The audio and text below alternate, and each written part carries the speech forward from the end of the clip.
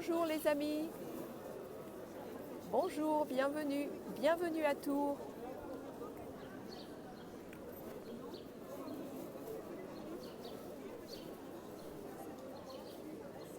We are located on a square where I've taken you before, the beautiful Place de Châteauneuf in the historic heart of Tours.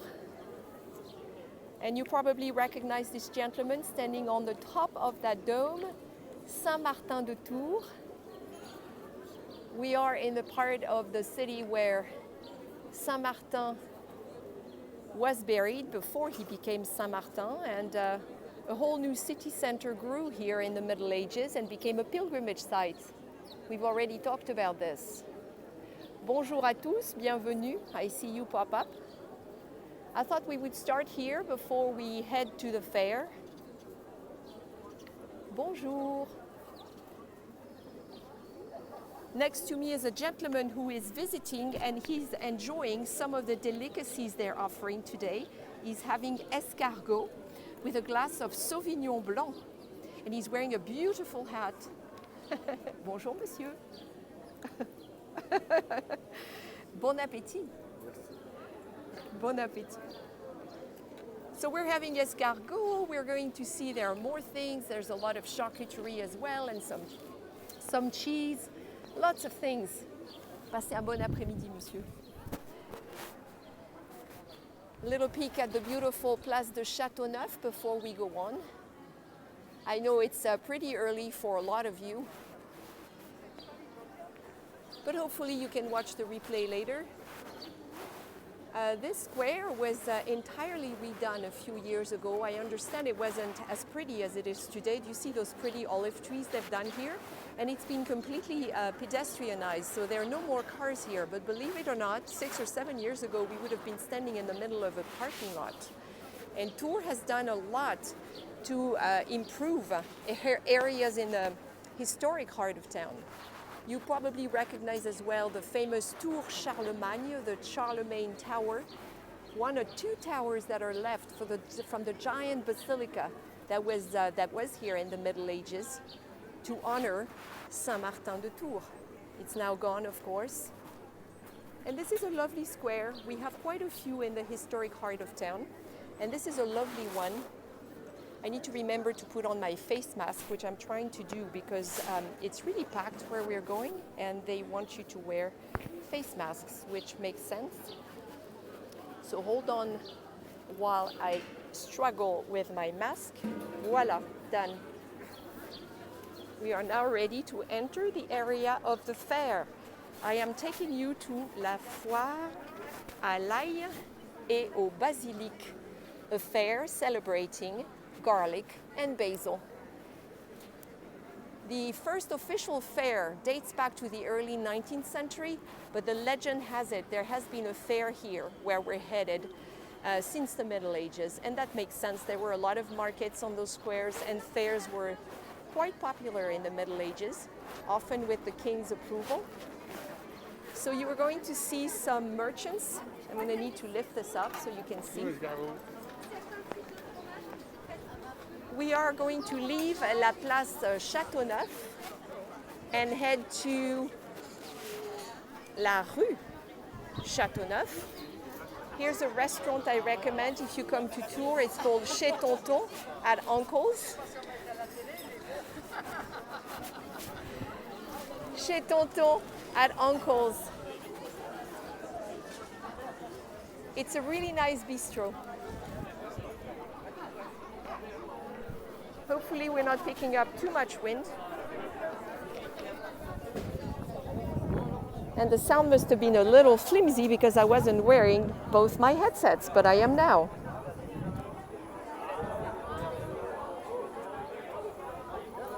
So here is a popular spot, clearly.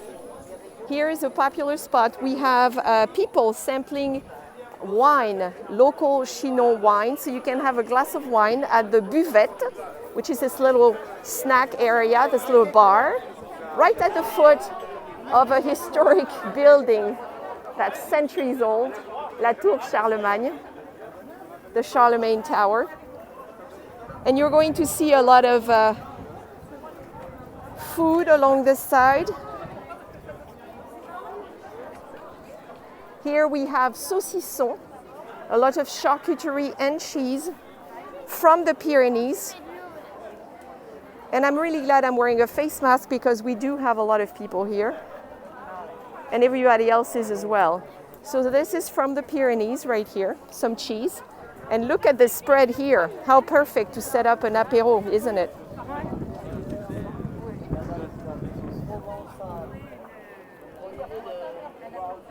Let's see if I can get you a little closer. So this setup, this fair, started this morning at 8 or 8:30, and it's been going all day. It's now after 4 p.m., and they will be going still in the evening. So you might notice that some of the displays are getting a little empty because they've been selling a lot of basil and a lot of garlic, which is why they came here from all over the Touraine region. More cheese here. Saucisson, and look at all the different flavors. Nature, which is plain, noisette, pepper, sanglier, which is boar, chevreuil, more game, and so forth. Lots and lots and lots and saucisson. And here on the right we have a great spread making local specialty. This is the andouillette tourangelle. It's a form of sausage with cream and white wine and mushroom. They're cooking it right now for the dinner crowd. Sausages, onions. It smells wonderful. Too bad you can't smell it. Mind you, I can barely smell it through my mask. Down this way is the Place Plumereau, where I've taken you several times. And we will go a little later. And here, for those with a sweet tooth, we have the famous nougat, as well as pralines. Bonjour madame. Very pretty pralines. Ah, je veux bien. Merci madame. C'est très gentil. Merci. A sample of praline. And of course, the topic of the fair, as you know, the stars of the fair are garlic and basil. And everywhere you go, you see incredible amounts of garlic. A lot of it is big heads of garlic, and those are mostly the white and purple type of garlics, which are rumored to grow in this area. Je reviendrai pour l'autographe, monsieur.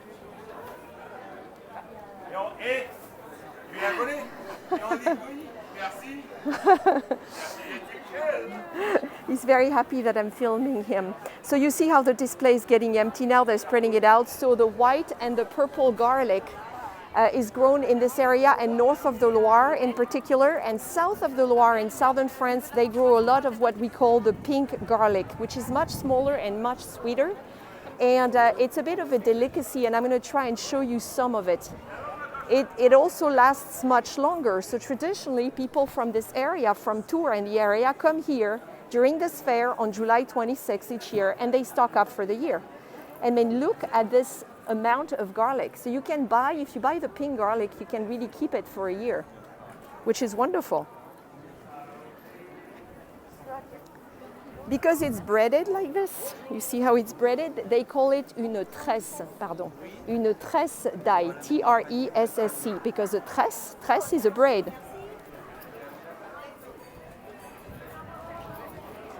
Look at the size of these babies. And then along the Rue Châteauneuf, of course, you have these wonderful cafes and bars.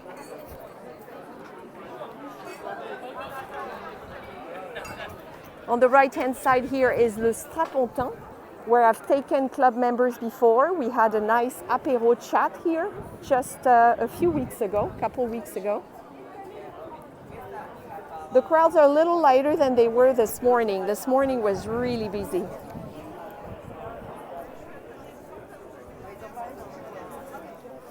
And people say, I can hear them say that it's a little smaller than it usually is.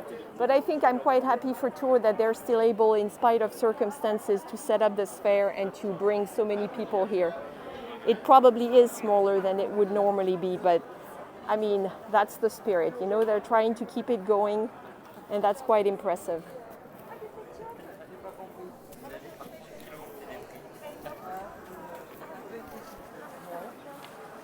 Look at the size of these guys. They also have onions, some of them. Shallots, des échalotes. Here's another great bar or cafe where I come on Saturdays after the market. I like to sit outside here. It's called Le Tourangeau. And as we leave La Rue du Châteauneuf, we arrive in a beautiful square, which is La Place du Grand Marché, the square of the big market. And back in the Middle Ages, this was a very popular place for markets, in fact. There was a fountain in the center that's now been moved to a different area in town. The market now happens to be outside the covered food market of Les Halles, which is just there around the corner. So no more market here, but lots of restaurants and bars, lots of activity. And usually instead of these plants here, you would have tables and chairs. That's where I had lunch last week. I shared some photos of that lunch.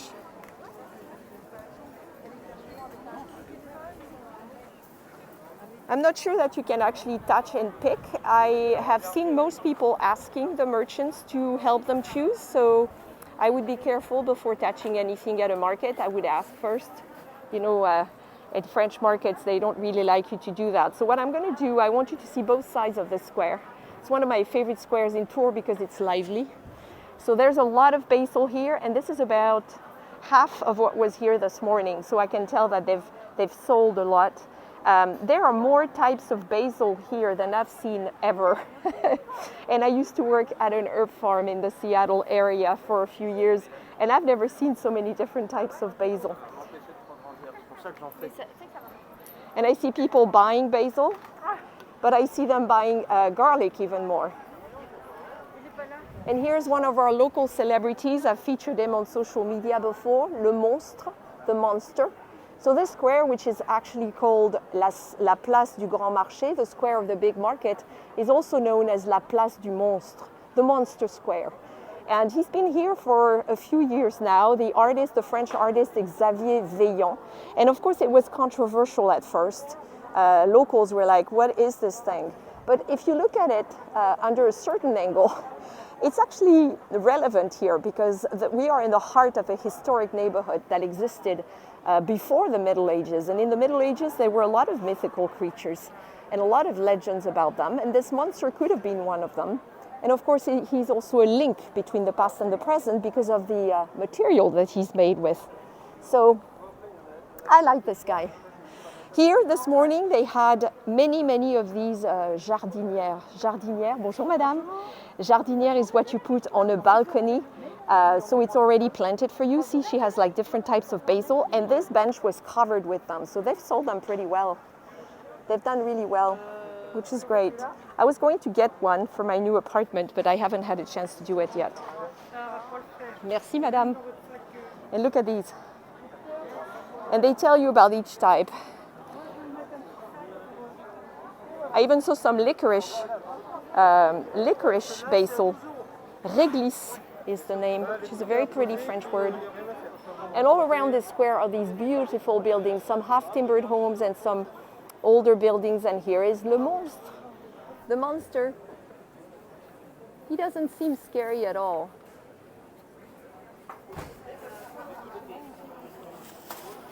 This one is called pistou, like pesto in French. This one is Thai basil. Here's the purple one. It smells wonderful. I can smell it through the mask. What a lovely scent. Bonjour, monsieur. Bonjour. And this one's cinnamon, la cannelle. This one's citron, lemon. Yeah, they've sold a lot. I mean, look, all the racks are empty now.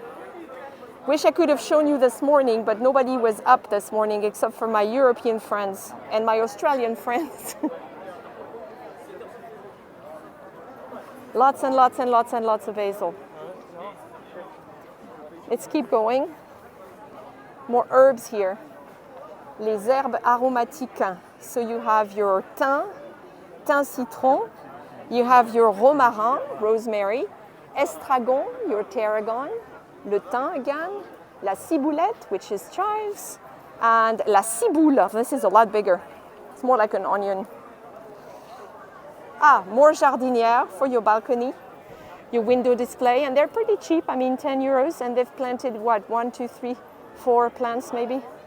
So all of this is getting empty now, and on both sides you have those restaurants. You see? So people are sitting here on terrace. It's part of the folklore. And right now it's almost 5 o'clock, so I'm assuming that a lot of people will pop up in about an hour because it'll be apéro time, and these guys are going to keep going until nighttime. So it'll be lively tonight. More basil. Here is the delicacy. This is the Cadillac of garlic. This comes from Le Tarn, which is a region in southern France, and this is where I'm coming back later to get one of these. It comes from a very specific village, in fact, in southwestern France, east of Toulouse. And this pink garlic will last longer. It will last a year. And it's also very much sweeter and smaller, you can tell, from the other garlic. So I'll come back for that. Bonjour, monsieur. You see, it says it comes from the Tarn in France. Bonjour, madame. And it says longue conservation. And it goes until June of 2022. Je reviens vous en prendre après ça. À tout de suite. C'est bien ça comme stabilisateur. Oui, hein? Vous les avez trouvés où ce truc-là? En ligne. Et ici, here you have some cheese. Look at the size of that Cantal entre deux, and those wheels of cheese. Here is some Tom. And look at the size of that Comté. There's a half a wheel of Comté right there. And of course, since we're talking cheese, we need to have some charcuterie as well, don't we?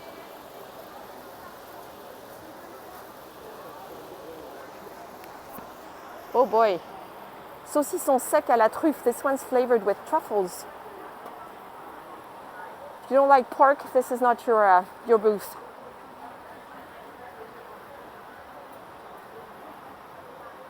This one's made with duck. Bonjour, monsieur. Bonjour.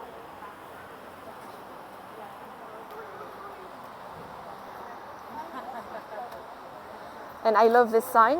Ici mieux que le Wi-Fi pour rester connecté avec les amis, un truc infaillible, l'apéro. Here, better than Wi-Fi to stay connected with your friends. An admissible thing, l'apéro. Have an apéro. Very smart. French wisdom. Ah, c'est gentil. Envoyez-le-moi, je le mettrai sur mon site. Je vous l'enverrai. Merci, monsieur. He wants me to send him the video. He's going to post it. Salaison loupaïs. You see that's written in the French southern language, the old language of France. Loupaïs. So I'm going to go around the square here so you can see more because we have more garlic, more purple here. Violet is purple. Look at the size of these things. This is really for garlic lovers, isn't it? And they come from all over the area and as well as other regions of France. Well, this one's done really well, the gentleman with the flags. It's all gone. He'll probably sell more before nighttime. And you see he comes from the Tarn. That's what it says on the sign right here. The Tarn, which is southwestern France. The village that has a quality label to make this pink garlic you see here, Airose, is called Lautrec. It's one of the most beautiful villages in France, what we call une bastide, B-A-S-T-I-D-E. Fortified medieval villages. We have a few left in southern France. You may have visited some of them. So here more restaurants, some of them will open later for the apéro.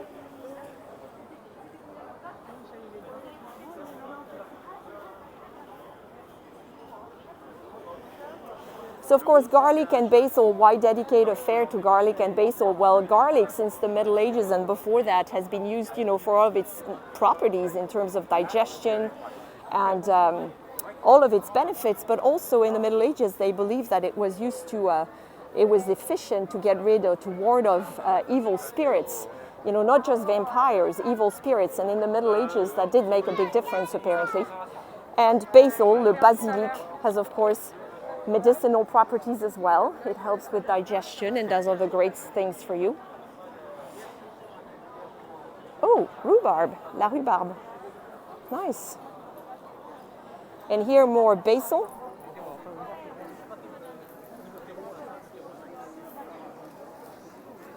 And so it keeps going, and this big building you see at the end of the street is actually Les Halles de Tours. This is the covered food market, and the outdoor market sits outside Les Halles twice a week. That's what we call le carreau des Halles. Whenever you see carreau, it means it's outside the market. And you have a carreau in just about every French city, and a long time ago it would have been right here. Here's one of my favorite boulangers in town. It's called Les Blés de Demain. They make a lot of artisanal bread. It's a very new breed of boulanger bakers in France. Usually they're pretty young, and they go back to all the natural grains that were used before. So their breads are very natural, and surprisingly they last a lot longer than your average baguette. So they make some really nice things, as well as pastries. These guys had one of the best selection I've seen. They had so many different types. Basilic grand vert, the big green leaves, the cinnamon, the lemon, the thyme. Lots and lots and lots and lots of basil.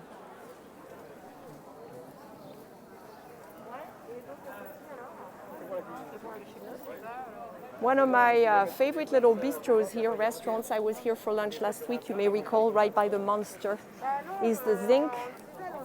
The zinc is this expression that is used in French cafes and bistros to refer to the top of the counter, or to stand at the countertop, where it's always cheaper than sitting down. So to stand at the zinc means to be standing at the countertop, and you pay less and you interact with the owner, etc. So they had a special menu today, you can see. The menu was 24 euros, and you got a choice of one entrée, which is first course, and one plat, or a main course. And then you had a dessert made with strawberries and basil. So it was all inspired by basil and garlic. The moule, the mussels, came with cream and garlic with their French fries. Very nice place, the Zinc. And this is the room, but typically, can you see the name? Typically they will have tables out there too, where the merchants are, right by the Monster. That's where I was sitting last week when you saw those pictures. I like having a Monster peek above my shoulder and look at what I'm eating.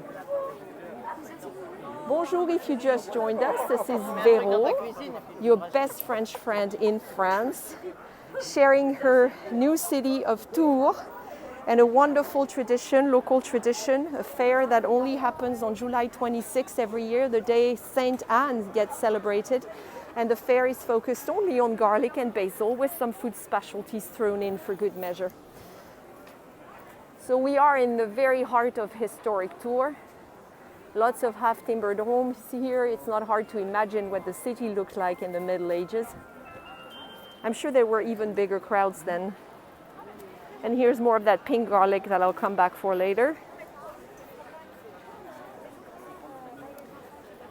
So I think I'll take you to another pretty square. We've seen two already on the stroll, and I'm going to take you to the one I've taken you to before, which is La Place Plumereau. It's always a great place to wrap up a stroll in Tours, because it's not only is it a very touristy square that everybody comes to see, but it's also a very popular square with locals. Huge, huge, huge garlic here. Huge. Look at that. So it's not cheap. It's like 11 to 14 euros for the most expensive one I've seen, but at the same time, this is going to last months and months and months.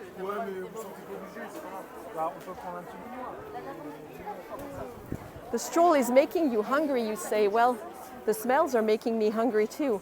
In fact, right here are more pralines and candy. And look at the house that sits above that. So we are leaving La Place du Grand Marché, the square of the big market, and we're going to take a very lively street named also after the big market, La Rue du Grand Marché. And this street, if you come to Tours, has restaurants on both sides in this direction. And then in the other direction, which takes us to La Place Plumereau, or La Place Plume, the heart of town. Voilà.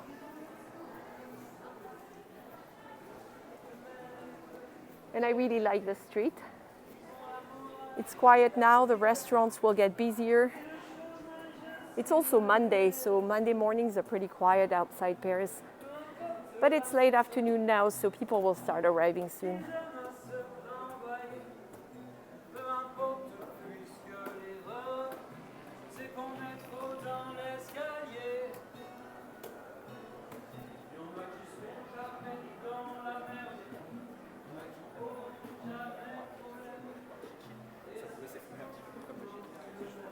Lots of restaurants in this section. If you come, you'll notice on a regular day, lots of people sitting outside, long lunches, some exotic food, a lot of traditional cuisine as well.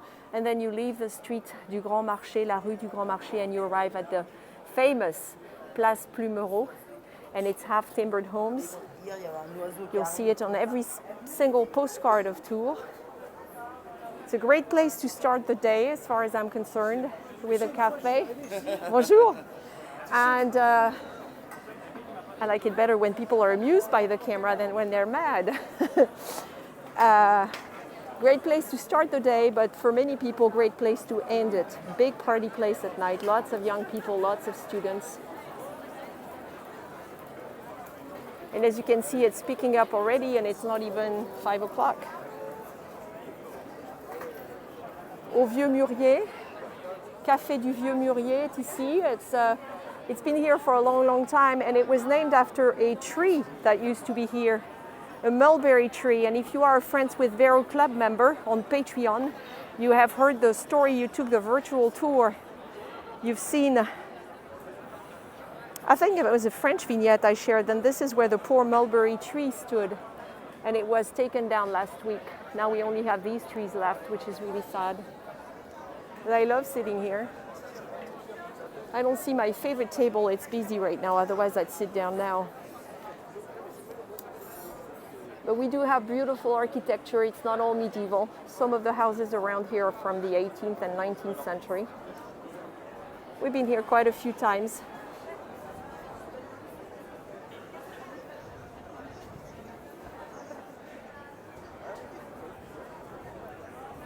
Okay, well, I think I'll wrap up at the corner there. I just wanted you to see the fair. Again, it's probably not as big as it normally is because this is not normal times, but I think they did a pretty good job at keeping things going and attracting quite a few people here. So good for them.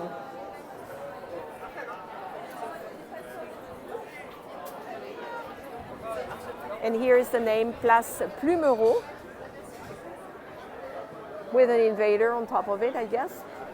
Here's another crazy busy street in the evenings, La Rue du Commerce, lots and lots of terraces and bars here. So I think I'll say now, I can take off my mask now because I'm not in the fair area. So